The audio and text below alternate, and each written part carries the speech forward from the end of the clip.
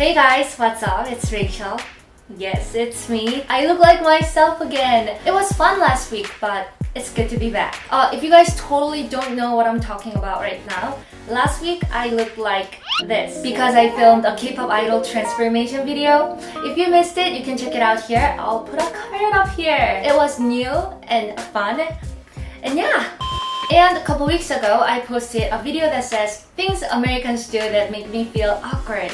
And today we're gonna switch things up a little bit. I'm gonna be talking about the opposite things. Things Koreans do that Westerners don't understand. Because I gotta tell you, there are some. You get confused and I can tell you're thinking at least 5 things all at once here. You wanna ask questions like, why would you do this? Disclaimer, this video is not really about who's right or wrong. It's more about finding our differences coming from our different cultural backgrounds in hopes that we can understand each other better. Okay, so without any further ado, let's jump right in. Number 1, commenting on people's weight. Yes, we do make comments on people's weight or figure. And we do this very casually.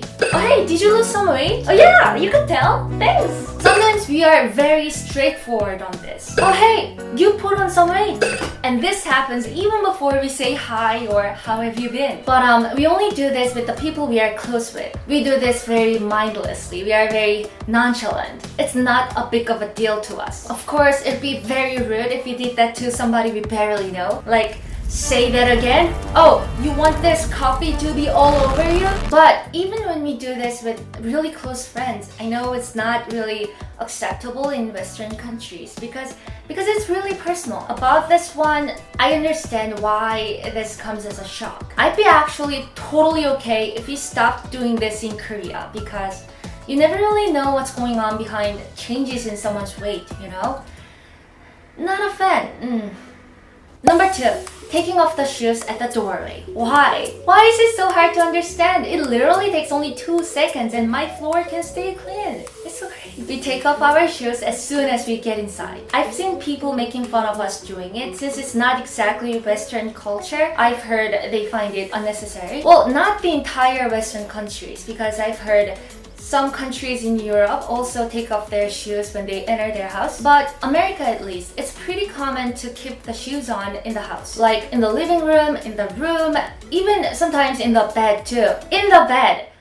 To me, that's like another level. Well, if you're that different, maybe I can understand why taking off the shoes at the door culture seems so foreign to them. But we do this because simple. We don't want to bring the dirt inside. There's no deep cultural reason behind this, I don't think. It's just because we want to keep our house from not really a germaphobe, but God knows what I've stepped on outside. You know, the floor can stay clean, my feet can stay clean, everybody's happy. Number 3, using a hand towel after taking a shower. Bum, bum, bum, bum. This is the towel that I use after my shower. Like it's like this big. And you know what? I don't even keep big towels in my place. Well, except for my beach towels. And you know, this small towel is actually enough. It's called a hand towel, but it can dry so much more area than just my hands. And we usually use this once or twice and then toss it to the washer because we don't really use it longer than a day. However, if you were to do that with big towels, it would be really inconvenient because the big towels would take so much space in the washer. But I learned that Westerners wash their towels every couple of days, so I'm curious, like how often do you wash your towels?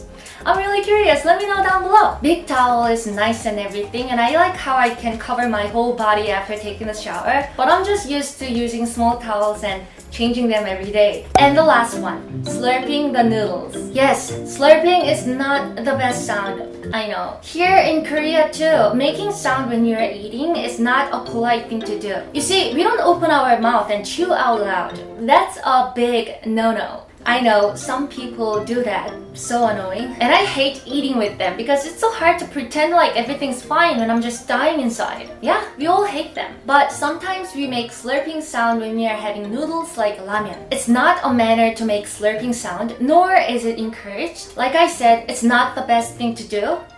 but I can make peace with that. If someone is not overly doing it intentionally, but if it's just a sound that comes out naturally when they are having ramen, it's honestly acceptable because that's just how you eat ramen. Yeah, no, it doesn't really bother me. Slurping is sometimes encouraged in TV commercials or mukbang videos because that's the way they can show people they are enjoying the food.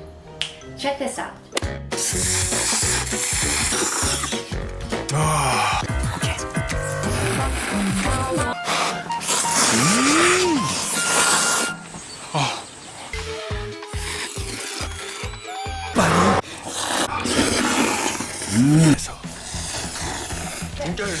What about you? Tell me if you're bothered by it or if these clips make you hungry. I actually get hungry when I see these commercials, so yeah, I guess they know how to get their audience. But if you're not a fan, that's also okay. It is what it is. It's totally okay that we are different.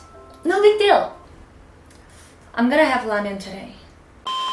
Okay guys, that is it for today's video. If you also found those things to be hard to understand, leave a comment below and let me know which one it was because I'm really curious. And if you've been to Korea, I also want to know if your thoughts have changed by any chance. Like at first you thought they were weird, but now you think they're kinda okay? Stuff like that. Alright guys, hope you enjoyed today's video, and if you did, be sure to give it a big thumbs up, hit the subscribe button to join the family. I upload new videos every Sunday, and if you don't follow my Instagram or Twitter, all the links will be in the description below, and I'll see you next week. Peace out, love you, and goodbye.